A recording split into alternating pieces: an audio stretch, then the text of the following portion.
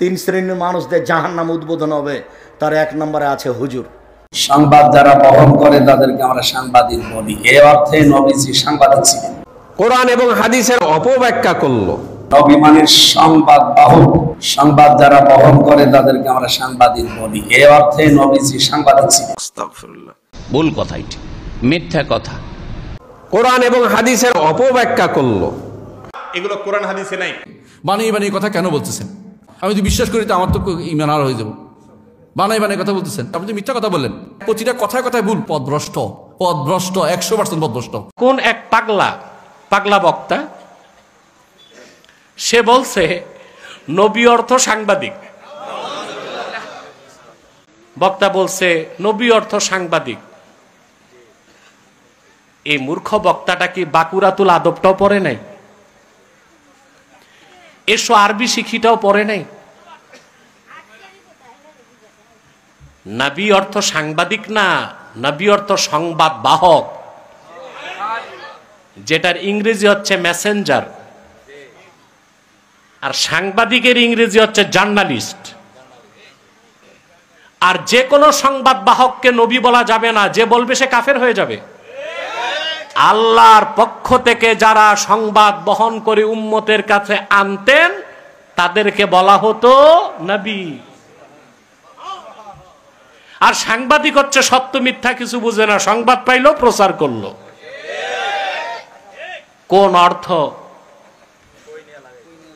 কোন শব্দের কি অর্থ এতটুকু জ্ঞান নাই। আর এই সাংবাদিক এই রকম একটা ফালতু শব্দ আল্লাহর হাবিব মুহাম্মদ সাল্লাল্লাহু আলাইহি সাল্লামের আরশচুম্বী সম্মান মর্যাদার দিকে নিসবত করা জঘন্যতম বেয়াদবি। তার তওবা করা উচিত, বক্তব্য প্রত্যাহার করা উচিত। পড়া নাই, লেখা নাই, তাফসীরের কোনো জ্ঞান নাই, হাদিসের কোনো জ্ঞান নাই, আরবি লুগাতের কোনো জ্ঞান নাই, বাস স্টেজে উঠলো আর যা খুশি তা বলল। আল্লাহ হেদায়েত করুক। আজকে এতটুকু বললাম, সময় দিলাম বক্তব্য প্রত্যাহারের এবং সংশোধনের। একজন বক্তা বাংলাদেশে এখন আমির হামজা, এরকম মেলা বক্তা বেরিয়েছে। হ্যাঁ, কিছু ভালো কথা বলার জন্য সাধারণ কিছু শিক্ষিত সহি আকিদার লোকেরা ওদেরকে সহি আকিদার আলেম মনে করে। আমির হামজা সম্পর্কে যতটা আমার কাছে রিপোর্ট পৌঁছেছে, সে সহি আকিদার লোক না, তার অনেক বিভ্রান্তিকর কথা রয়েছে। আর এই আমির হামজা এই আহলে কোরআন মতিয়ার রহমানের অনুষ্ঠানে গিয়েছে, আর যাওয়ার পরে সেখানে তার গুণগান গিয়েছে, প্রশংসা করেছে। সেই ব্যক্তিও গুমরাহ, যে গুমরাহ, যে ইসলাম থেকে বেরিয়ে গেছে, শুধু কোরআন মানবো হাদিস মানবো না বলে তার যদি প্রশংসা করে, সেও একজন বড় গুমরাহ। সুতরাং এইরকম গুমরাহদের গুমরাহি থেকে, ভ্রষ্টতা থেকে বেঁচে থাকবেন। আর দু চারটা ভালো কথা মিলাদের বিরুদ্ধে বলে দিল, কিয়ামের বিরুদ্ধে বলে দিল, শবে বরাতের বিরুদ্ধে বলে দিল, আর সে মজহাবি গোঁড়ামির বিরুদ্ধে বলে দিল, অথবা মাজারের বিরুদ্ধে বলে দিল, আর সহি আকিদার আলেম মনে করে কিছু ভালো কথা বলে সেই জন্য তাদের আলোচনা শুনবেন বা তাদের ভক্ত হবেন, তাদেরকে ফলো করবেন, তাদের ফলোয়ার হবেন, এটা জায়েজ নয় জনগণের জন্য।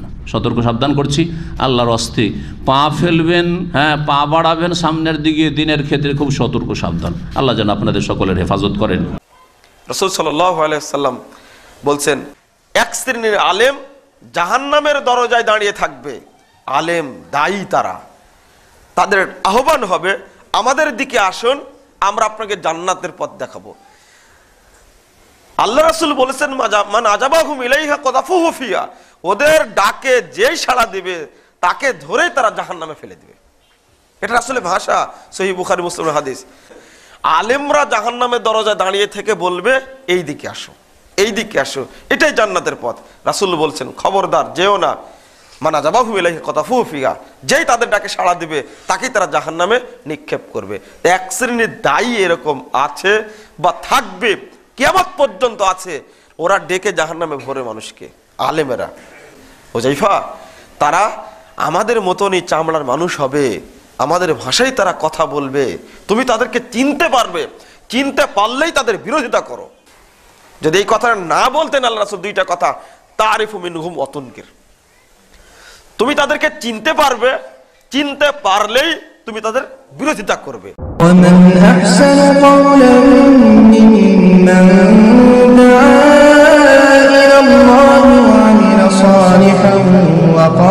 إنني من المسلمين